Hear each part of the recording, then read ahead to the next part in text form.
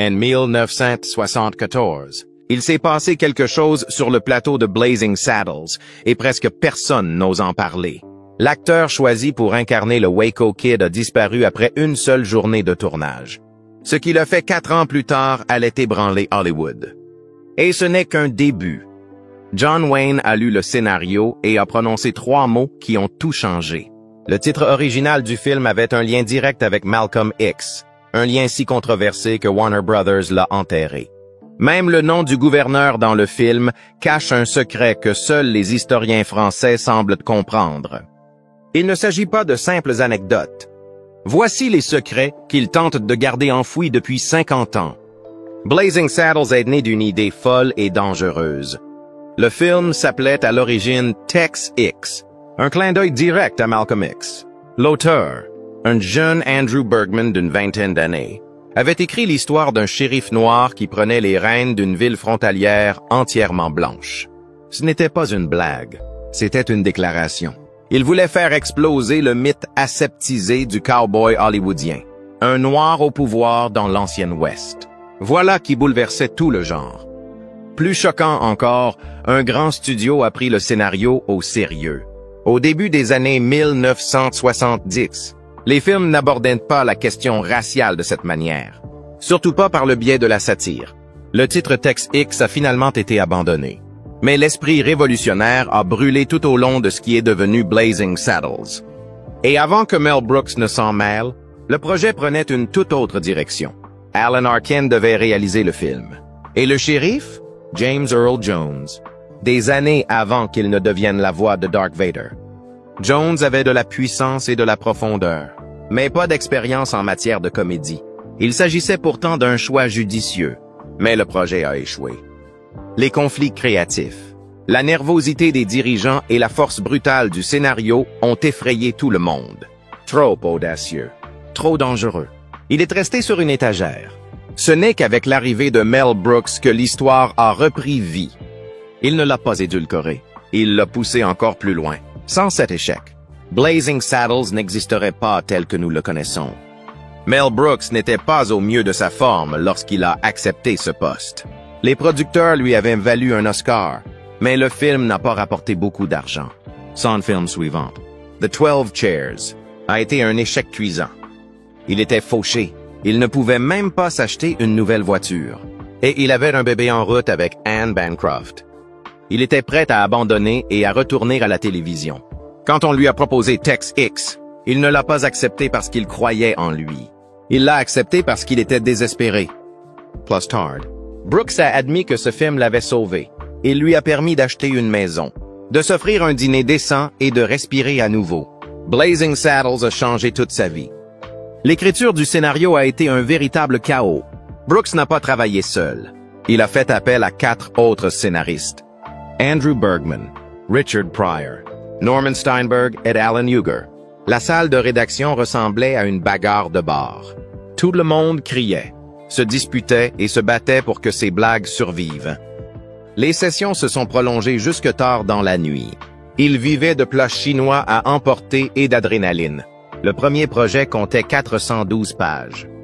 Cela représente près de 8 heures de film. Ils l'ont réduit à 275 pages.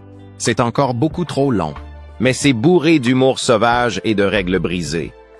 Pryor a apporté son côté tranchant au scénario, en particulier avec le personnage de Mongo. Personne ne se souvient de qui a écrit quoi.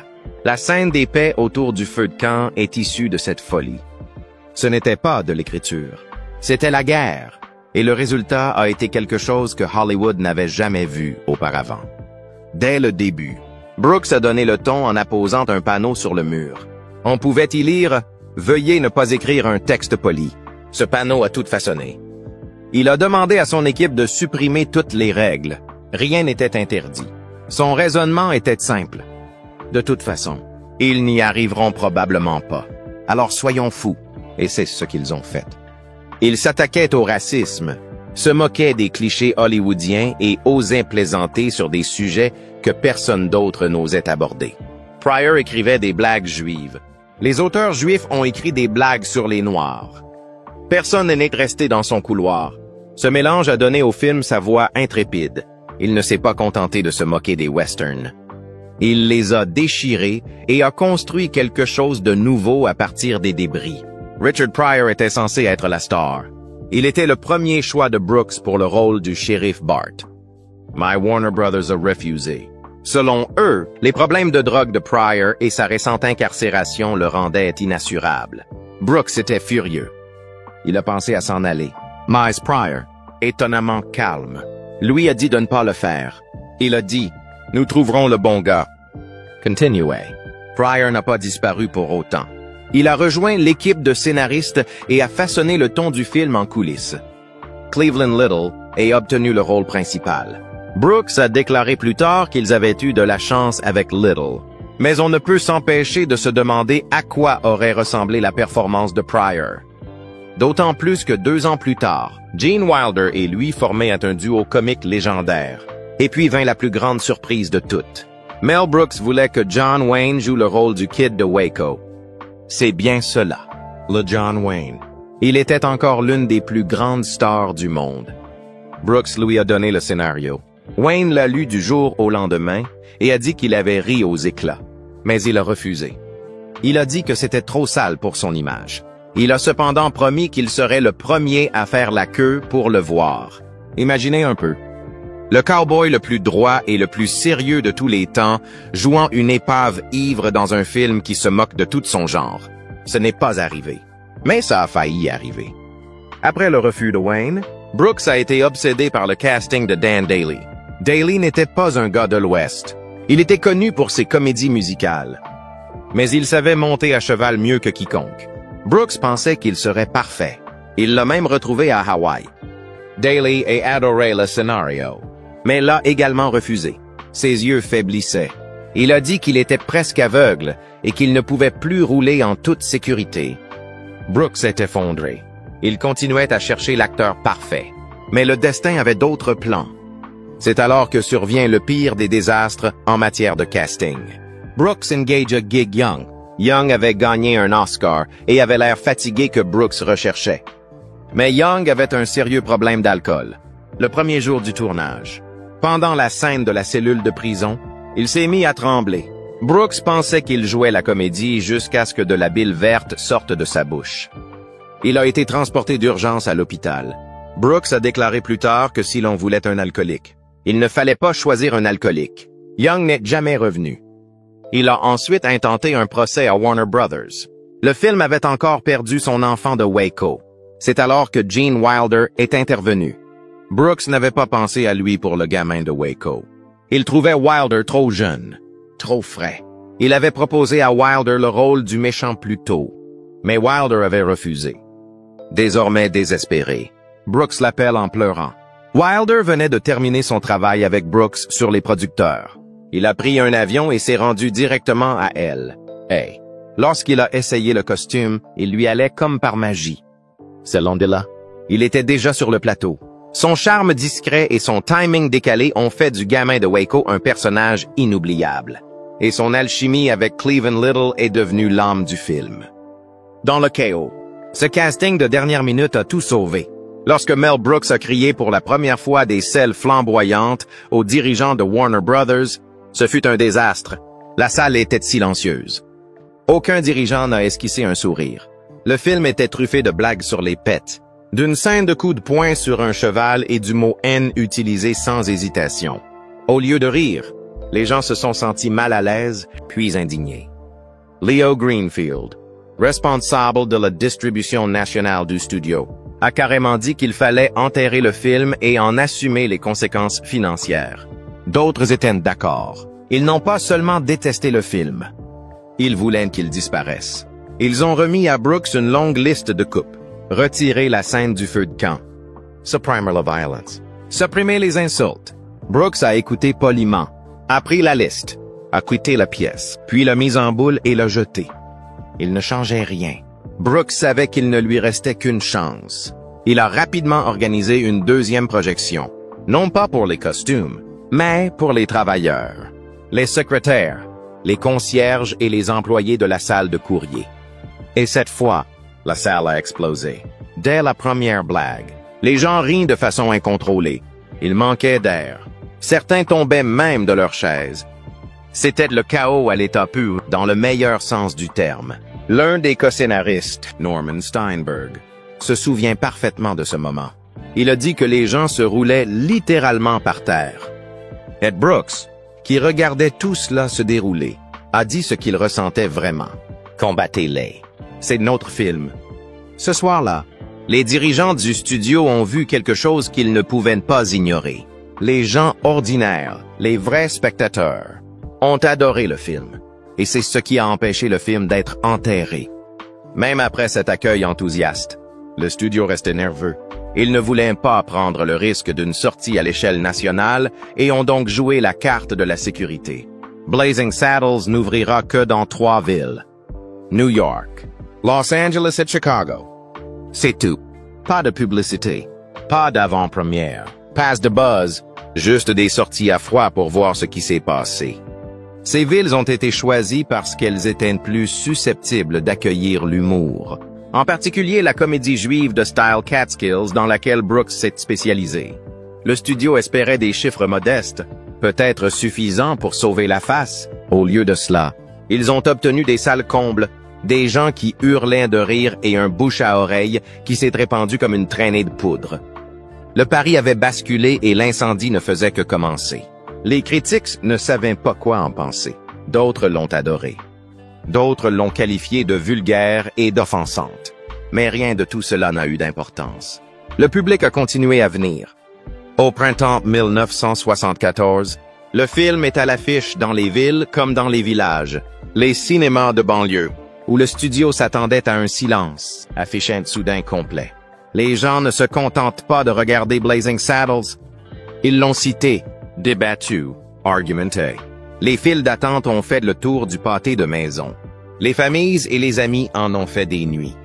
Ce qui n'était au départ qu'une comédie de niche est devenu une sensation nationale. Même les pires critiques devaient l'admettre. La foule hurlait. Le film avait franchi toutes les barrières, et ce avec des scènes dont personne ne pensait qu'elles passeraient un jour le cap de la censure. Et puis, il y a eu l'argent. Le budget n'était que de 2,6 millions de dollars. Mais la recette finale en Amérique du Nord s'est élevée à 119,6 millions de dollars. On estime à 63 millions le nombre de spectateurs qui l'ont vu en salle.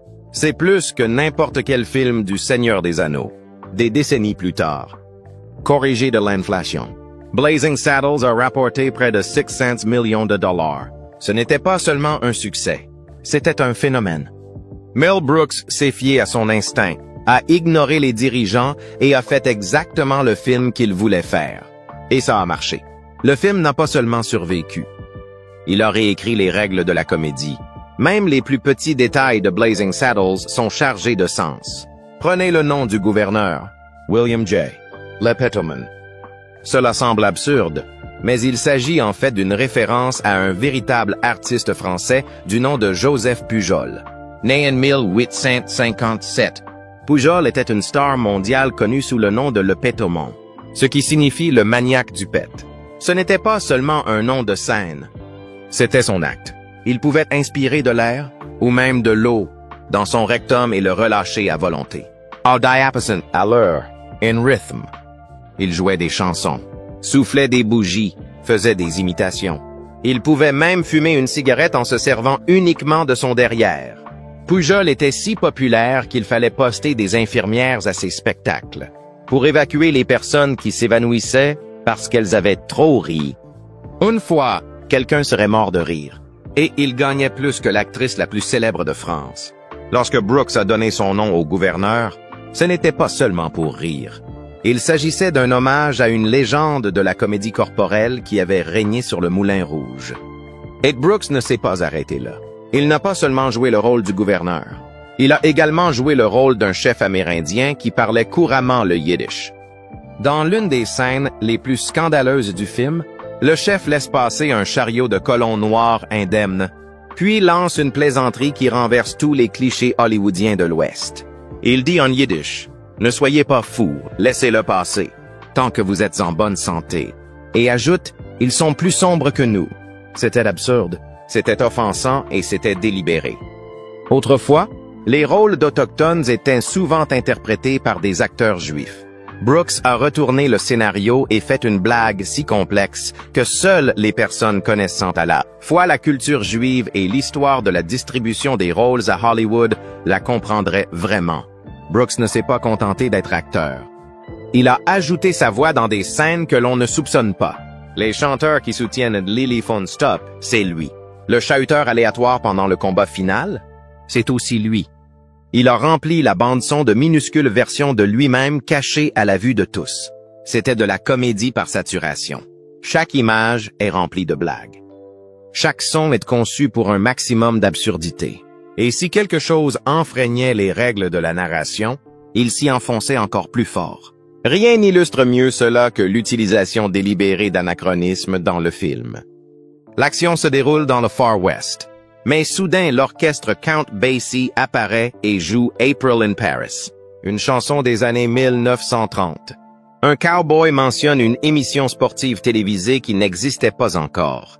La bagarre finale brise complètement le quatrième mur, s'écrasant sur une scène de tournage hollywoodienne, puis dans une comédie musicale, et enfin dans une cafétéria. Ce n'est pas une erreur, c'est une déclaration. Brooks voulait que vous sachiez que ce n'était pas un western. C'était une comédie déguisée en western. Elle a brisé le temps, l'espace, le genre et la logique. Et le public l'a adoré pour cela. Puis il y a un moment qui semble totalement impossible. Environ 20 minutes après le début du film, au milieu d'un désert poussiéreux situé en 1874, Count Basie et son orchestre de jazz apparaissent soudainement. Ils sont vêtus de smoking impeccable et jouent April in Paris, comme s'il s'agissait d'une salle de concert, et non du Far West. Mais le plus étrange, c'est que le jazz n'existait pas en 1874. Le jazz n'existait même pas en 1874. Loin s'en faut. Le ragtime, qui a précédé le jazz, n'est apparu que 20 ans plus tard. Pourtant, ils se produisent en plein désert, comme si c'était la chose la plus normale au monde. La scène est choquante, hilarante et complètement déplacée. Et c'est bien là le problème. Le réalisateur Mel Brooks n'essayait pas d'être historiquement exact. Il voulait choquer le public et briser les règles. Il ne s'agissait pas d'un simple gag musical. Il a duré plusieurs minutes et a totalement interrompu l'intrigue du western. Mais au lieu de gâcher l'ambiance, il l'a en quelque sorte améliorée. Ce moment est devenu l'une des scènes les plus emblématiques du film, montrant l'amour de Brooks pour l'humour absurde et son habitude de renverser les traditions cinématographiques. La chanson jouée par Basie n'était pas non plus n'importe quelle version. Il s'agissait de son légendaire arrangement d'April in Paris de 1955. Cette version comportait des cuivres audacieux, un swing fluide et le rythme classique du piano de Basie. Il l'a enregistrée pour la première fois en 1955 et elle est devenue un élément caractéristique de ses concerts. L'une des interprétations les plus célèbres a eu lieu lors du Festival de jazz de Newport en 1956, qui est toujours considéré comme un moment majeur dans l'histoire du jazz. En utilisant cette version exacte, Brooks a ajouté une autre couche de signification. Il ne voulait pas d'un air de jazz au hasard. Il a choisi un morceau riche en histoire. C'était un hommage à l'héritage de Basie et une façon de mêler l'histoire de la musique à la comédie. Ce qui a rendu la scène encore plus surréaliste, c'est que Basie n'a pas joué un personnage. Il jouait son propre rôle. Une vraie légende du jazz vient de débarquer au milieu d'un faux western du Dix 9 et siècle. Ce choix a rendu le tout encore plus étrange et brillant. L'attitude calme et froide de Basie contrastait avec le décor sauvage, ce qui rendait la comédie encore plus percutante. Il n'avait pas l'air confus, il avait l'air d'être à sa place, ce qui rendait la scène encore plus drôle. Il est rare de voir un musicien mondialement connu participer à une telle scène, surtout sans essayer de voler la vedette. Mais c'est ce qui fait son charme. Brooks a fait se rencontrer la fantaisie et la réalité, et Basie s'y est laissé prendre. Il ne s'agissait pas d'une folie aléatoire. Il s'agissait de Brooks qui mettait à bas les règles des films de western, les westerns classiques, en particulier ceux réalisés avant 1974, étaient pleins d'hommes sérieux, de villes poussiéreuses et de fusillades dramatiques. Il s'amusait rarement avec le format. Mais Brooks ne se souciait pas de s'en tenir à la tradition. Il voulait rompre avec cette tradition et la scène du jazz était son moyen le plus bruyant et le plus clair de le faire. Certains spécialistes estiment même que le fait de placer un orchestre de jazz noir dans un décor de western traditionnellement blanc et riche en genre était une déclaration audacieuse. Il s'est opposé aux vieux stéréotypes et a rappelé au public que la culture ne suit pas de ligne temporelle précise. Il évolue, se chevauche et s'écrase parfois sur lui-même de la manière la plus hilarante qui soit. Il y a un autre secret caché dans Blazing Saddles que la plupart des gens ignorent complètement. Anne Bancroft, l'actrice oscarisée et épouse de Mel Brooks, a fait une apparition dans le film, mais personne ne l'a remarqué.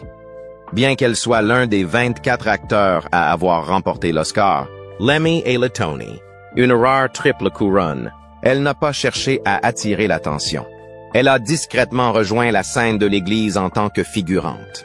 Pas de gros plan spécial, pas de crédit, pas de grande révélation. Elle s'est fondue dans la masse. Il ne s'agissait pas d'un coup de publicité ou d'une blague de potache. C'était un simple clin d'œil au projet dans lequel son mari s'était investi. Le caméo est devenu un charmant petit œuf de Pâques. Un œuf que même les fans n'attrapent que rarement. Et il a montré le lien ludique et profondément loyal entre Bancroft et Brooks, qui ont été mariés pendant 41 ans. Mais malgré toutes ces preuves, quelque chose d'étrange s'est produit. Les grands sites de cinéma comme IMDb ont refusé de mentionner le rôle de Bancroft dans le film. Les fans ont envoyé des captures d'écran. Des historiens l'ont confirmé. Même Brooks l'a mentionné. Pourtant, les bases de données n'ont pas voulu mettre à jour le dossier. Aucun crédit officiel.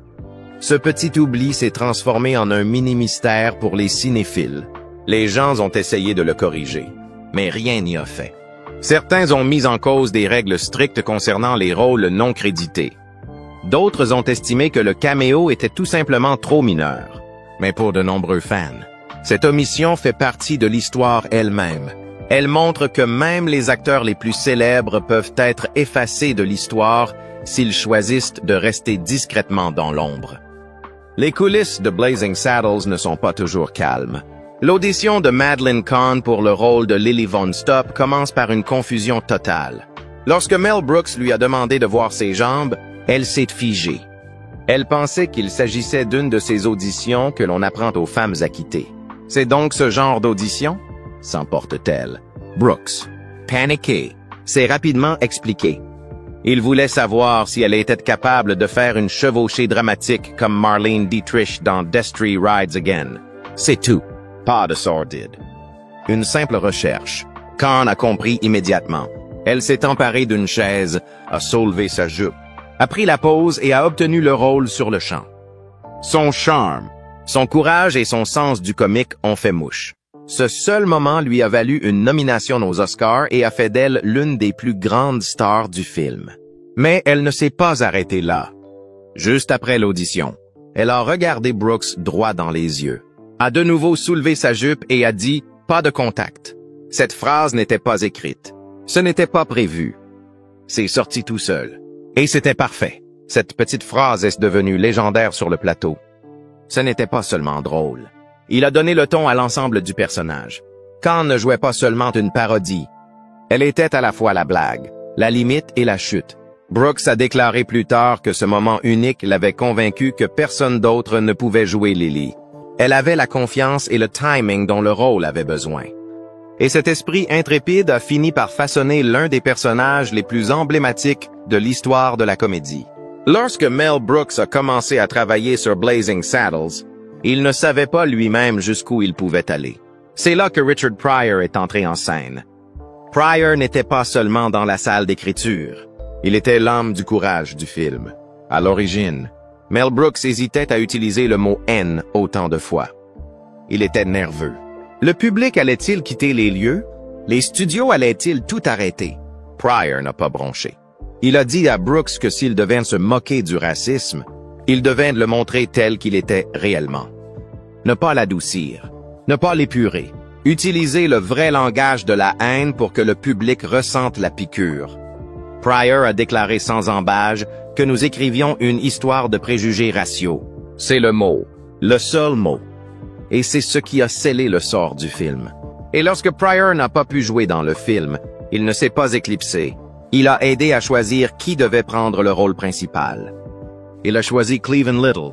Il a dit que Little était noir de charbon et qu'il effraierait le CT de cette ville. C'est ce que je voulais dire. La ville était censée être terrifiée par un shérif noir. C'est cette peur qui a rendu la satire percutante. La performance fluide et assurée de Cleavon a rendu l'ensemble de la situation encore plus ridicule. Et c'est pourquoi cela a fonctionné. Sans l'impulsion de Pryor, Little n'aurait peut-être jamais décroché le rôle et Blazing Saddles n'aurait pas été le même. Mais Pryor n'est pas le seul à avoir joué un rôle dramatique en coulisses. L'acteur original pour le rôle de l'enfant de Waco était Gig Young, lauréat d'un Oscar, le premier jour du tournage. Il était censé se suspendre la tête en bas dans une cellule de prison pour une scène. Au lieu de cela, il s'est mis à vomir de façon incontrôlée. Des années d'alcoolisme l'ont rattrapé et le sevrage l'a frappé de plein fouet. La production s'est arrêtée net. Brooks a dû agir rapidement. Et le Sensei Young a fait appel à Gene Wilder, qui traverse le pays en avion pour accepter le rôle. Young ne s'est pas laissé faire. Il a intenté un procès à Warner Brothers pour rupture de contrat. Il a déclaré que le licenciement n'était pas juste. L'affaire a ajouté un chaos juridique à une production déjà sauvage. Mais le rebondissement le plus sombre s'est produit plus tard. En 1978, Gig Young a tué sa femme, puis s'est suicidé. Son bref moment désastreux dans Blazing Saddles est devenu une note de bas de page troublante dans l'histoire d'Hollywood. Et puis il y a eu le procès que personne n'a vu venir de Hedy Lamarr. Le méchant du film, joué par Harvey Korman, s'appelait Hedley Lamarr. Il s'agit d'un jeu de mots évident sur le nom de l'actrice, qui n'est pas flattée. Elle a intenté un procès à Brooks et Warner Brothers pour $10 millions, affirmant qu'ils avaient utilisé son nom sans autorisation. Le film plaisante même sur le procès avec une réplique.